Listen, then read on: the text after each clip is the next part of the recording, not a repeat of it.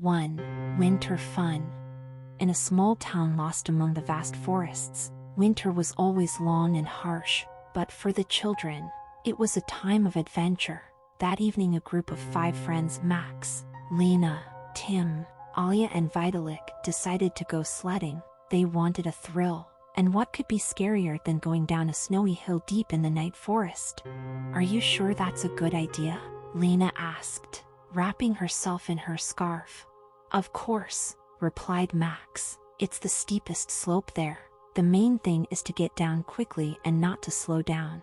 They walked along the path, drowning in snowdrifts. The trees, laden with snow, stood sullenly above them, as if they were watching. The forest was unusually quiet.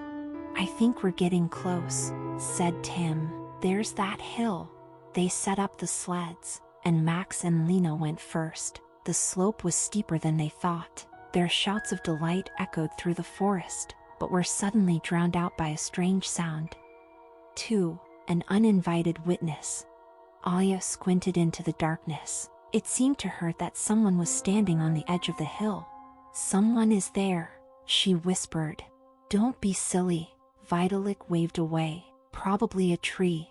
But Olya did not take her eyes off the figure. Tall, with long arms, she moved strangely, as if the shadows around her were rippling. "Max, Lena," shouted Olya, but the boys had already disappeared below. As they slid down the slope, there was a shrill, unhuman howl. It was so terrible that everyone's blood froze in their veins. "Run," Tim shouted, but something was moving between the trees, cutting them off. 3. Voices in the dark. The boys rushed downstairs, trying not to slip, but the farther they went, the more the forest became alien. The trees melded into a gloomy wall, as if they wouldn't let them back in. "Where are Max and Lena?" Olya panicked. "Downstairs." Vitalik stopped. Ahead, among the trees, flashed the light of a flashlight. "Max." They moved toward it, but the closer they got, the more they felt that something was wrong. The light flickered, twitched, as if the hand holding the flashlight was shaking. "Max," Tim called out. There was no answer. Suddenly Lena's voice came from the darkness. "Help." They ran to her, but when they saw the source of the voice, horror paralyzed them. Standing before them was Lena, but not Lena. Her face was unnaturally elongated, her lips stretched in a ghastly smile, and her eyes were bottomless, black voids. "Run," Olya shouted. 4. The sled without passengers. The children scurried away. Vitalik did not stop until he ran out to the slope. He saw Max and Lena's sled. They were lying in the snow, empty, nearby footprints, but not human. They were huge, clawed. Tim and Olya caught up with him. Their breath was turning to steam. "We have to get out of here," Tim said. There was a creaking sound of snow behind them. They turned around. Lena's figure stood in the distance, but now there were 2 of them. The second was taller, and her face disappeared completely into the shadows. They stared and smiled. 5. The forest won't let go. Olya grabbed Vitalik's hand. "We have to go back the same way." But the road is gone. The forest had changed. Now the path went somewhere deep, and behind, the snow was black. Something was moving in the drifts, as if hiding under them. "What's that?" Tim began, but didn't have time to finish. A huge clawed hand burst out of the snow, grabbed his leg, and pulled him deeper into the snow. Olya screamed. Vitalik grabbed her and pulled her away. But the snowdrifts began to move. Something was creeping under them, something living in the snow. They ran, not making out the road. An ominous laugh could be heard behind them.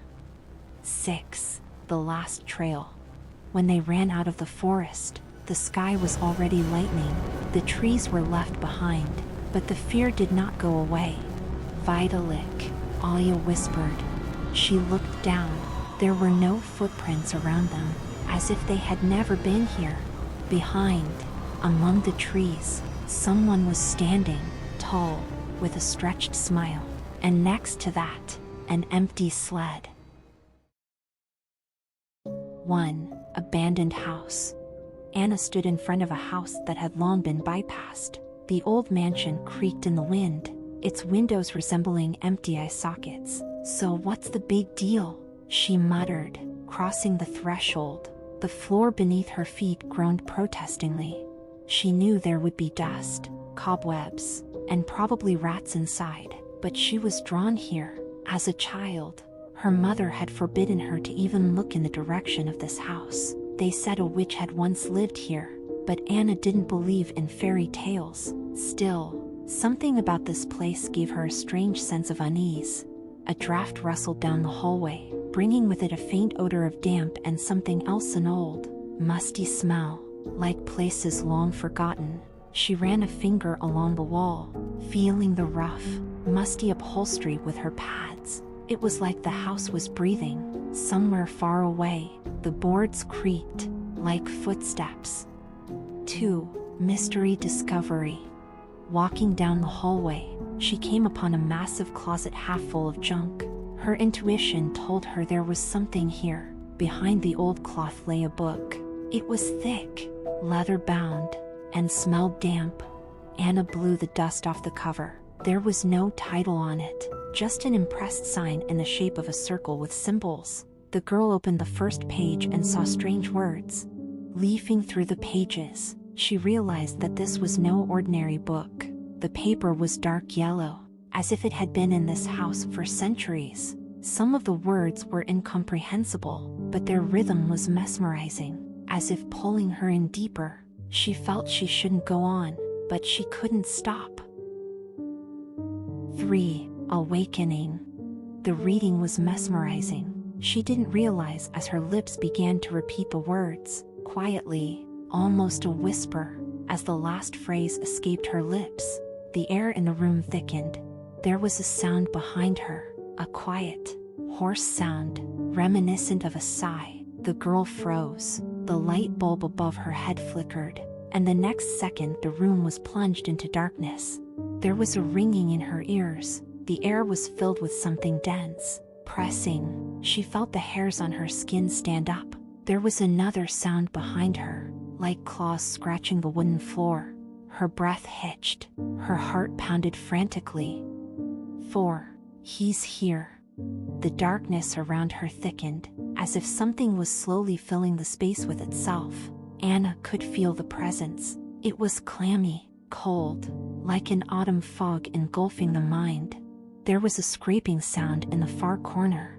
A closet creaked, as if someone was moving inside, or was coming out. Anna frantically clutched at the book, but her fingers were suddenly icy cold. Something touched her shoulder. She turned around, but saw no one, just shadows living their own lives. They seemed to be moving, clumping together in one place. A whisper echoed right inside her head, sounding thick as an echo. "You woke me up." 5. Escape. She screamed and tore toward the exit. The floor beneath her feet gave way as if it were liquid. The air thickened so thickly that it seemed to envelop her throat, preventing her from breathing. When she reached the door, it slammed shut in her face. Cold fingers slid down her back. Her chest tightened with horror. The girl felt a breath at her ear. She started to pound on the door in panic, but her fingers seemed to pass through the wood. The room was changing. The floor was becoming soft. The walls shook as if alive. The closet now looked taller. The shadows that filled the corners came closer. 6. An ancient voice. A voice rustled through her consciousness. "You awakened me. Now we are bound." Anna couldn't move. The darkness around her tightened, engulfing her body. In her last burst of consciousness, all she could see was the book open on that very page and a dark figure reaching for her from beneath the words. Her feet no longer felt supported. The room was dissolving, turning into an inky void. The voice grew louder and louder, whispering words to her that she didn't know but understood. It was something ancient, hungry. The last thing she felt was a cold touch on her forehead, then emptiness.